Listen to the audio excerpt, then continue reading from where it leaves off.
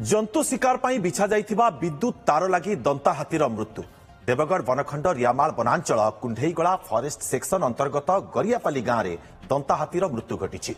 विलंबित राति करेन्ट लगी दंता हाथीर प्राण जाइछि। आज सकाळु वन विभाग कर्मचारी घटनास्थल में पहुंची हाथी देहरु विद्युत तार हटाइछन्ति। बारहा शिकार पर किछि दुर्बृत्त बेआईन भावे विद्युत तार बिछाइथिले। वन विभाग अधिकारी तदंत आरंभ करिछन्ति।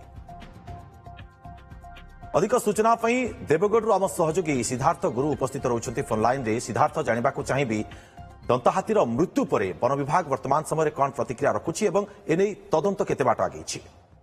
देखो दुर्गा बर्तमान पर्यंत आनुष्ठानिक भाव में कौन प्रतिक्रिया रखी ना वन विभाग तरफ तबे जहाँ सूचना मिली गतकाली विलंबित रात्रि कौन दुर्बृत्त बारहा शिकार निमंते विद्युत तार बिछाई जंगल मध्य कुंडेगोला फॉरेस्ट सेक्शन अंतर्गत गरियापाली ग्राम निकट में विद्युत तार बिछाई किंतु से विद्युत तार संस्पर्श एक दंता हाथी आसी घटनास्थल में तार मृत्यु घटी। आज सकाळु वन विभाग कर्मचारी माने घटनास्थल में पहुंची दंता हाथी को ठाब करते सूचना पाई बर्तमान रेंज ऑफिसर घटनास्थल में पहुंची अधिक तदंत करुवा जना पड़ी। दुर्गा तेज सिद्धार्थ ये आउ गोटे कथा स्पष्ट होची बारहा शिकार पर दुर्बृत्त बेआईन भावे विद्युत तार बिछाई जे एठी शिकार करा जाउछि एक कथा स्पष्ट प्रमाणित होउछि। वन विभाग रे कोनोसी अंकुश नाही कि शिकारी को ऊपर निश्चित भाव में वन विभाग अवहेला रहुछि।